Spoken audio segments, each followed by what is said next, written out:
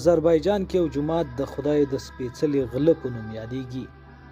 آذربایجان هیواد کې یو سهار د جومات ملا امام د لمانځه لپاره راغی. ګوري چې د جومات بخارۍ چا پټه کړې. پولیسو ته زنګ وهي. کله چې پولیس راځي ګوري چې یو چا په منبر کې لیک پریښی دی. په لیک کې داسې لیکل شوي دي: سپېڅلې خدایه، ما له تا غلا کړې، ځکه پوهیږم چې زامن او لوڼې نه لرې چې له یخ مړه شي.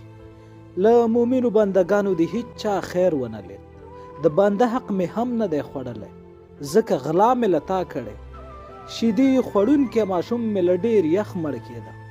که اقتصادي حالات مې ښه شو نو بخارۍ بیا راوړه. که دا لمونځ کوونکي رښتیا ستا له ویرې لمونځ کوي نو هیڅ ساړه به حس نه کړي. زه غل یم، ما پسې مه ګرځئ، له خدای نه مې غلا کړې، له تاسې